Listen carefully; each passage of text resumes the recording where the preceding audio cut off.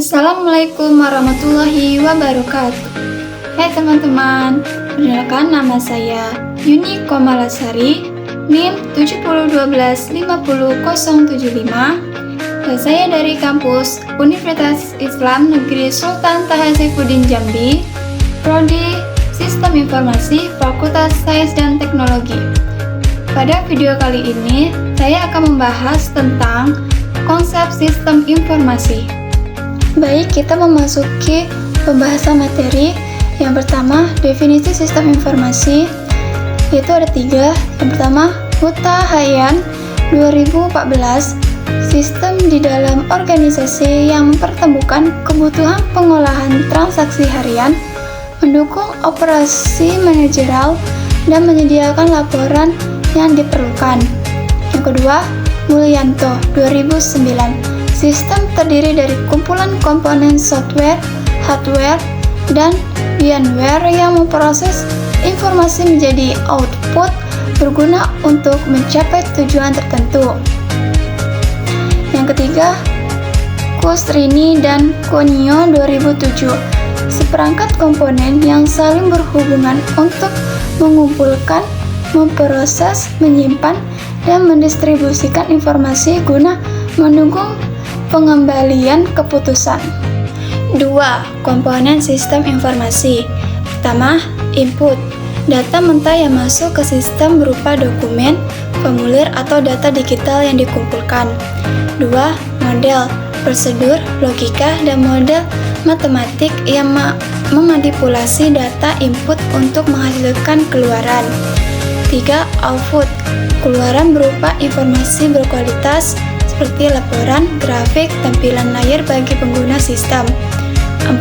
Teknologi, hardware, software, dan firmware yang menjalankan, menyimpan, dan mengirim informasi. 5. Basis data, kumpulan data yang tersimpan dan saling berkaitan diakses oleh perangkat lunak sistem. 6. Kontrol, pengendalian untuk mencegah kesalahan dan memastikan sistem berjalan dengan akurat dan aman. 3. Karakteristik sistem informasi. Pertama, komponen, yaitu terdiri dari sejumlah komponen yang saling berinteraksi dan bekerja sama membentuk suatu kesatuan sistem. 2. Batas sistem, daerah yang membatasi suatu sistem dengan sistem lain atau lingkungan luarnya. 3. Lingkungan luar, segala sesuatu di luar batas sistem yang dapat mempengaruhi operasi sistem, positif atau negatif. 4. Penghubung, yaitu media perantara antar subsistem yang memungkinkan aliran sumber daya dan informasi. 5. Masukan atau input, energi atau data yang dimasukkan ke dalam sistem untuk diolah. 6. Keluaran atau output, hasil pengolahan sistem berupa informasi berguna bagi pengguna. 7. Pengolah atau proses, bagian yang mengubah masukan menjadi keluaran melalui proses pengolahan data. 8. Sasaran atau objektif, tujuan yang ingin dicapai sistem, menentukan jenis masukan dan keluaran yang diperlukan. 4. Manfaat sistem informasi, meningkatkan aksesibilitas data secara tepat waktu dan akurat tanpa perantara. 2. Menjamin kualitas dan keterampilan dalam memanfaatkan sistem informasi secara kritis.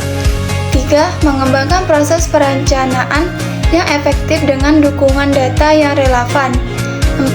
Mengidentifikasi kebutuhan keterampilan pendukung sistem informasi dalam organisasi. 5. Menetapkan investasi yang diarahkan pada sistem informasi sesuai kebutuhan organisasi. 6. Mengantisipasi konsekuensi ekonomi dari sistem informasi dan teknologi baru. 7. Memperbaiki produktivitas dalam pengembangan dan pemeliharaan sistem informasi. 5. Perkembangan sistem informasi 1950-an pemrosesan data batch. Komputer pertama digunakan untuk penggajian dan inventaris. 1960-an muncul MIS, Management System Information System, dan basis data pertama untuk manajemen. 1970-an berkembang DSS, Decision Support System, untuk keputusan tidak terstruktur.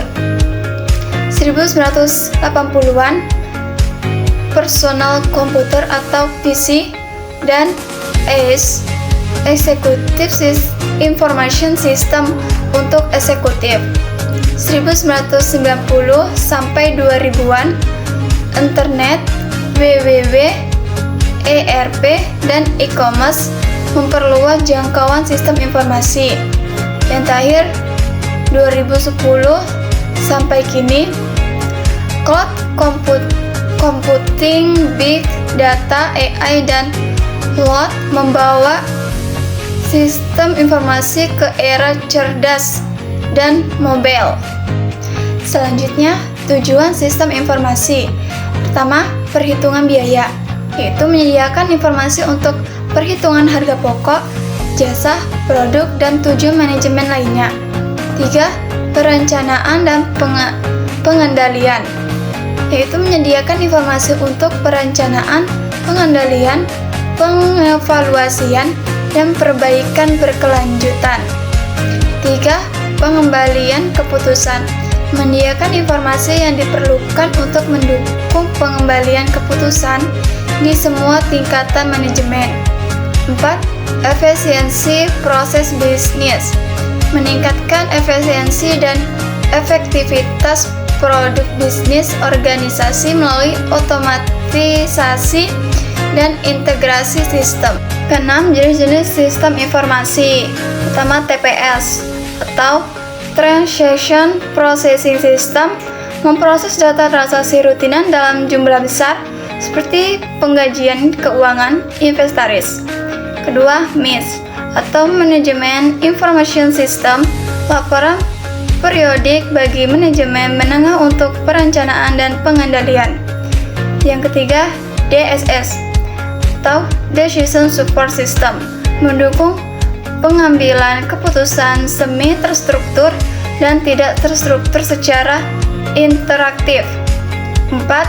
ACE atau Executive Information System, informasi visual atau grafik atau diagram bagi eksekutif tentang kinerja organisasi secara keseluruhan. Express System menggunakan kecerdasan buatan AI untuk meniru keahlian pakar dalam bidang tertentu. Yang terakhir, GIS atau Geographic Information System, bekerja dengan data berbasis lokasi geografis untuk pemetaan dan perencanaan wilayah. Kesimpulan.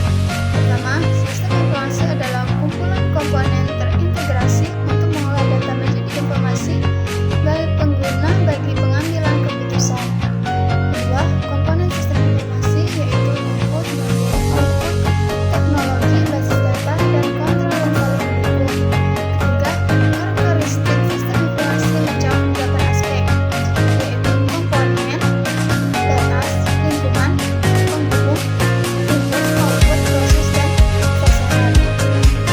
Keempat, manfaat sistem informasi meningkatkan aksesibilitas, efisiensi, dan kualitas informasi untuk mendukung perencanaan dan pengambilan keputusan. 5. Sistem informasi berkembang dari pemrosesan data sederhanaan tahun 1950-an hingga AI, big data, dan cloud computing di era sekarang. Yang terakhir, jenis sistem informasi yaitu TPS, MIS, DSS, EIS, ES, dan GIS. Masing-masing melayani kebutuhan berbeda dalam organisasi. Sekian pemaparan saya mengenai konsep sistem informasi. Terima kasih atas perhatiannya. Saya akhiri Wassalamualaikum warahmatullahi wabarakatuh.